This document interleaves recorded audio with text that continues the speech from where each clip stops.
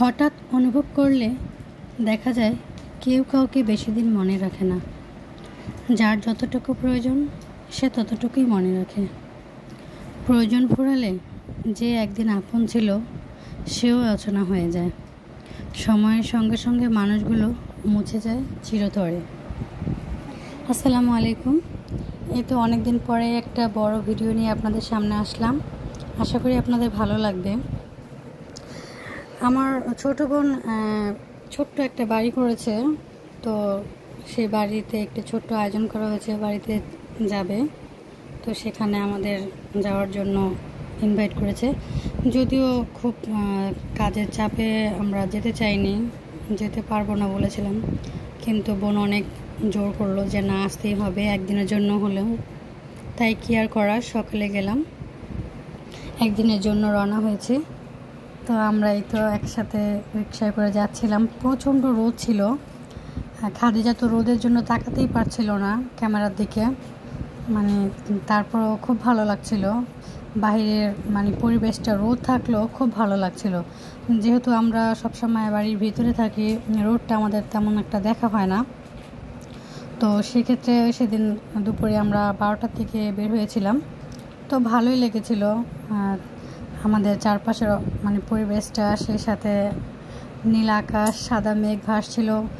অসাধারণ একটা মুহূর্ত সেদিন আমরা উপভোগ করেছিলাম।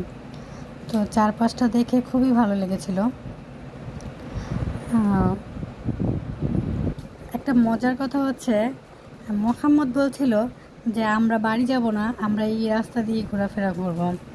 তো তাকে সেটাই করলাম যে ঠিক আছে, আমরা বাড়িতে যাব না, আজকে আমরা এখান দিয়ে ঘোরাঘুরি করব। তো অনেকটা সময় ঘোরাঘুরি করেছি, ভালোই লেগেছিল। অবশেষে আমরা যখন বাড়ির রাস্তায় চলে এসেছিলাম, তখন হয়তোবা একটু ভালোই লেগেছিল যে না, এখন মনে হচ্ছে যে আরও বেশি ভালো লাগবে, সবার সাথে দেখা হবে। আর এই রাস্তাটা হচ্ছে ফ্লাইওভারের নিচে দিয়ে কদমতলী।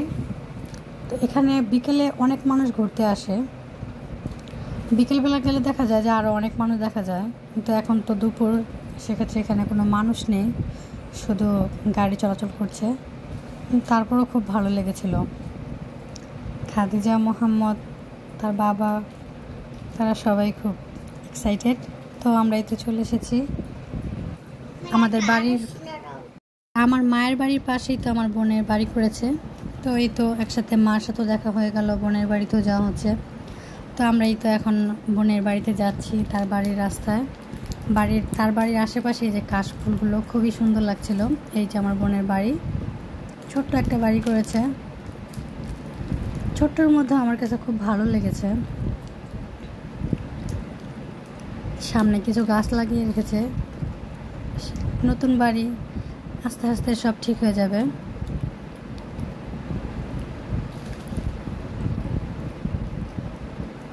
ওয়াও, ওরা এখনও বাড়িতে এখনও থাকেনি, সব কিছু গুছগাছ করেছে। এই আয়োজনটার পর থেকে তারা থাকা শুরু করবে। আমার কাছে ভীষণ ভালো লেগেছে।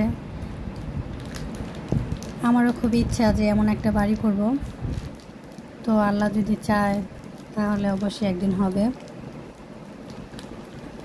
খুব ভালো লেগেছে আমার। ওর রান্নাঘর, ডাইনিং, বেডরুম সব কিছুই মিলিয়ে খুব সুন্দর হয়েছে, মাশাআল্লাহ, খুব ভালো লেগেছে।